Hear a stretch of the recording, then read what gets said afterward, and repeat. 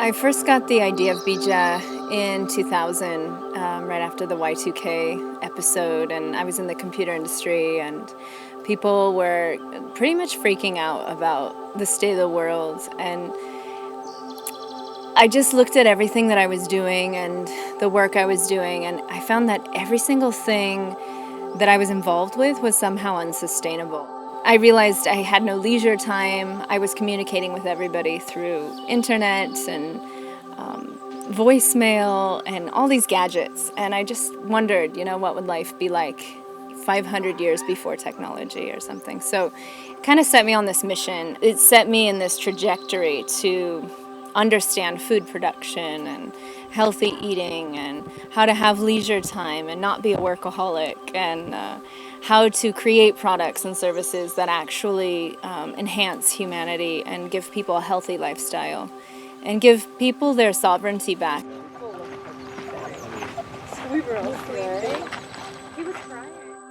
So I went on a long quest since 2000 and have been experimenting with this Beeja Project since then, and finding different visionaries around the world, different experts in different arenas to work with, and to really figure out what are those components. So Beeja is really an experiment. It's a living project. It's constantly evolving with the amount of information that comes in and with the different people that join the team.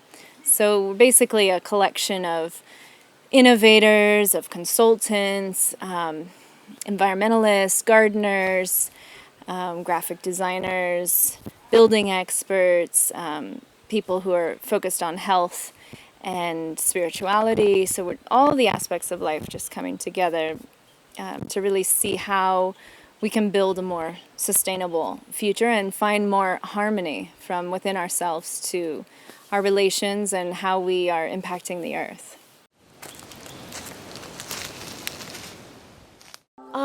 So I met Amelía when my journey into this alternative life, as I think of it in my head, started 3 years ago, and we spent many evenings in Ooty over 7 rupee cups of tea, chatting about the places that we felt home and our vision for ourselves. And I found a lot of resonance in her path and how she's arrived at the vision of Beeja, and my work and my path and what I've experienced in places and what I need.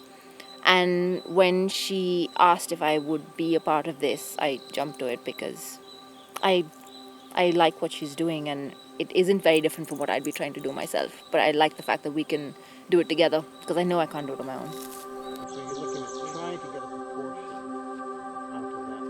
We have got the grit.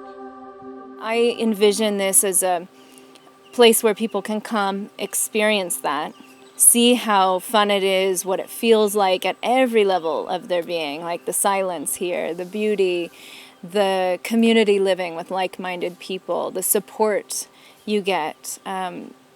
So I envision this as a place where people come, they experience it, and then they get that inspiration and the energy to make those changes back home.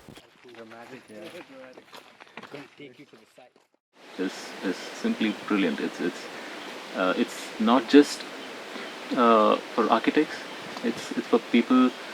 It's for anyone who's interested in sustainable life in general, not just construction. Namrata, how was your day? Absolutely wonderful. I got to finally see the crocodile in that little pond. That is lovely. I love it. I've just been walking around. We should go to the river tomorrow, by the way. Early morning or in the evening. We have to go there on the rocks and just sit and just relax by the rocks. It's just so lovely. For me, I've been learning since the time I walked in here. From, just getting myself here and then meeting people. Because I just got, every second I was getting my mind blown.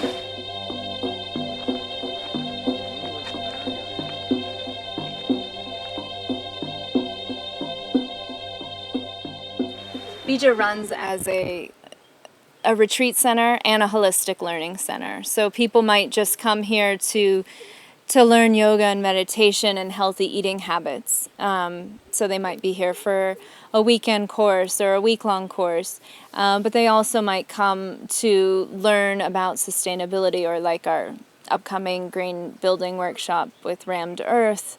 They might come and learn permaculture or biodynamic farming.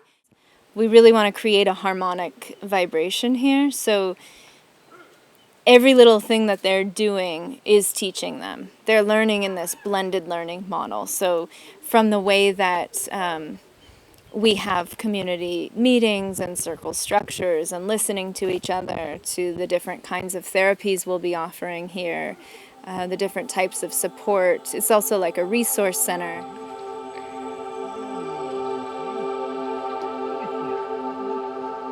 And protecting wildlife, protecting the forest, protecting all living beings. So those are the basic areas that we'll be focusing on at Beeja.